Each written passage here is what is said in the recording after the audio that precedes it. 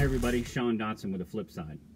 And today I want to talk about why I, as a poem purist, won't discuss my interpretation of the 9 clues, or what I think the 9 clues mean. And while that may seem very obvious to most, I've had a lot of people give me flack because I won't do that. Oh, well, Sean, as a poem purist, he won't even talk about the clues. He'll talk about everything else. Well, yeah, no shit, Sherlock. And I've had somebody recently suggest that I should do a video breaking down the poem word for word using grammar and punctuation to explain that. And I'm like, in no certain terms will I do that. No way would I do that. That would be completely foolish of me. And the reason why, the second or probably most important reason why I wouldn't do that is because I don't want to mislead people. That would be totally counterintuitive to what I've been preaching, would it not? Because I would just be adding more noise. I'd be muddying the waters even more. I've said before, we've got 180-something scrapbooks out there. We got 3 books from Forrest with thousands of words in that. We've got millions of words spread across these forums from everybody putting, their beliefs and their answers. So why would I completely add to more noise to that? So I've said many times that give a man a fish. That if you give a man a fish, you feed him for a day, right? But if you teach a man to fish, you feed him for a lifetime. And hasn't Forrest Fenn not told us that if you can already find a fish on your hook, you needn't not go fishing, right? I think he might be hinting to that whole thing, because if I were to simply give you the answer, you would take it for granted. And why would you take it for granted? Because you haven't earned it. You haven't gone out there and put boots on the ground and failed upon failed to find Forrest Fenn's treasure or to confirm your beliefs. So you're going to completely take it for granted because you just had it handed to you. You haven't earned it. You haven't gone out there and constantly failed to get that. So Forrest Fenn has kind of said that before, hasn't he? He said he doesn't want to make his grandchildren rich because he's seen what inherited wealth can do. People take it for granted. This recent book thing about his book sales. People were giving him a hard time about his book sales and that stuff, or how now, what is his grandkids? What is Shiloh and his sister and cousins and stuff doing?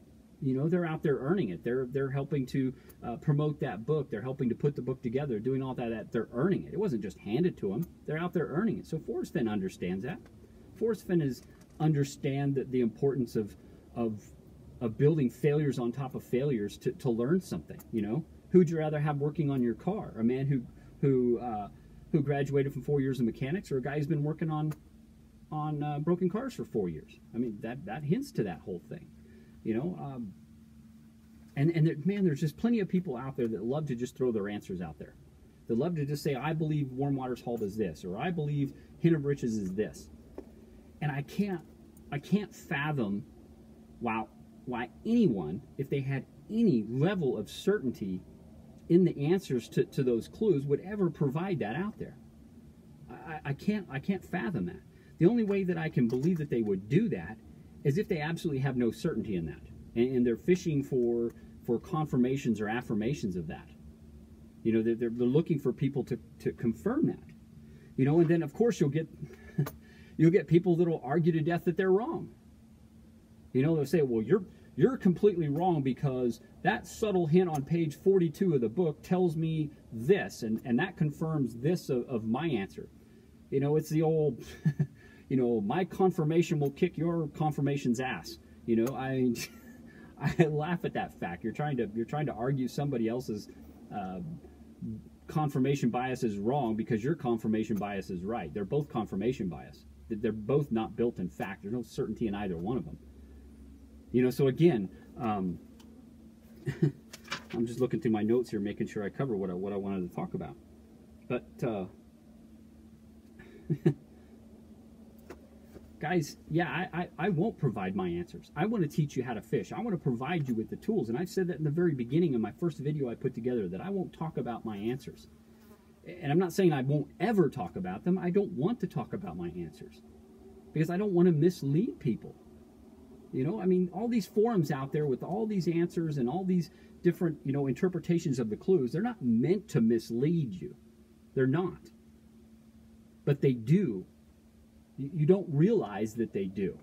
Because we all do it, we make these naive assumptions of what we believe the words and phrases in the poem mean. Then we go out there and we jump out in the the webosphere and all the forums and everything else, and we find those naive assumptions confirmed. So what is the definition of confirmation bias? But the tendency to interpret new evidence as confirmations of existing beliefs. Those existing beliefs being those naive assumptions that you made about words and phrases in the book. And that is what I have learned. That is what the failure upon failure that I have had in this chase has taught me, is that confirmation bias is our worst enemy. And the best way to mitigate that completely, in my opinion, and the biggest tool I can give you, is to block out all that noise and just focus on the poem. Okay?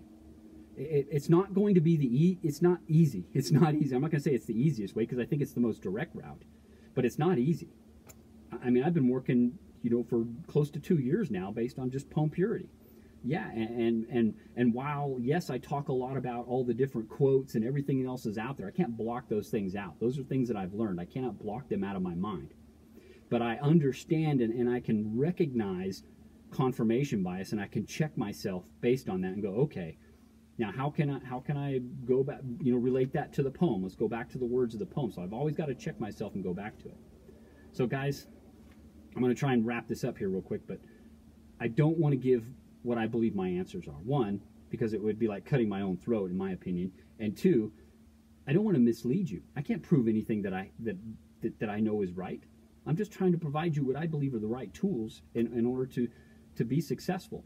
Of course, I want to be the most successful person in this, but again, I like giving back to the community. I enjoy this. It's fun. This is my thrill of the chase. Your thrill of the chase is completely different for you. And if that means you being a lurker and not participating in that sense, that's okay. That's fine. I don't have a problem with that. Anyway, folks, I just, again, I don't want to mislead anybody. I don't want to provide you with my answers. So, yeah, I hope that you like this video. I hope that you understand where my point of where I'm coming from. I hope that my intent is not to come off as cocky or condescending. I may do that. It's not intentional. So please don't take it that way. Just know that what I'm saying, comes from my perspective. So guys, I hope you enjoyed this video. I hope it makes sense to you. If you do, like it and subscribe if you haven't, and we'll catch you all on the flip side.